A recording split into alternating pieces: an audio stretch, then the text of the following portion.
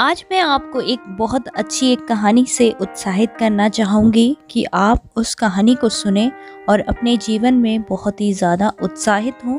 और मैं आशा करती हूँ आपको ये भी कहानी बहुत ही ज़्यादा पसंद आएगी। तो आइए हम देखते हैं इस कहानी को। एक भाई प्रभु से प्रेम करता था और लगातार चर्च जाता था, परंतु कुछ समय के बाद उस भाई ने गिरजे जाना बंद कर दिया। पास्टर साहब ने उस भाई को जब गिरजे में नहीं देखा तो समझा कि हो सकता है उसकी तबीयत खराब हो, परंतु दूसरे रविवार को भी वह भाई चर्च नहीं आया और इस प्रकार से कई रविवार निकल गए।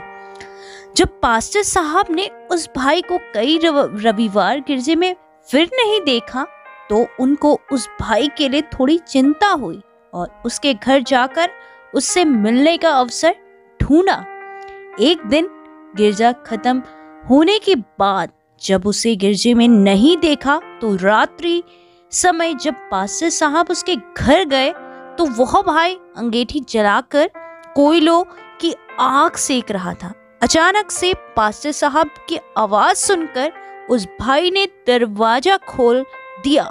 कुछ देर बातचीत और हालचाल जानने के बाद पास्टर साहब ने उस भाई से पूछ ही लिया कि तुम कुछ दिनों से गिरजे नहीं आ रहे हो, क्या बात है। पास्टर साहब की इस बात का उत्तर देते हुए उस भाई ने कहा कि क्या गिरजे जाना जरूरी है? क्या परमेश्वर मेरे घर में नहीं रहता है? मैं तो अपने ही घर में दुआ प्रार्थना कर लेता हूँ। पास्टर ने उसकी बात सुनी और चिमटे से अंगीठी में से एक कोयला निकालकर नीचे जमीन पर रख दिया और आपस में बातचीत करते रहे।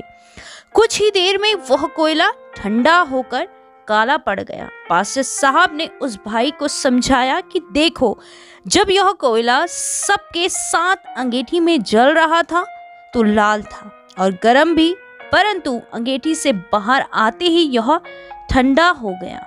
इसीलिए परमेश्वर कहता है, यदि तुम मुझ में बने रहोगे तो फलते रहोगे।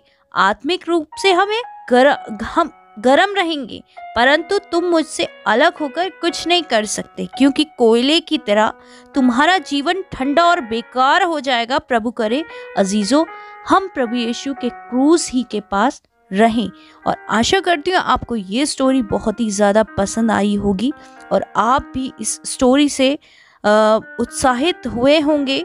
मैं ये सोचती हूँ कि आप इस स्टोरी को जब सुन रहे होंगे और आपके दिल में भी कुछ ना कुछ ईश्वर की आवाज़ ने आपसे कुछ ना कुछ बात ज़रूर करी होगी, जैसे इस कहानी के माध्यम से और उस पास्टर के समझाने के माध्यम से उस जन के जीवन में कार्य हुआ। तो आपके भी जीवन में इस कहानी को सुनकर कार्य होगा, मैं विश्वास करती हूँ।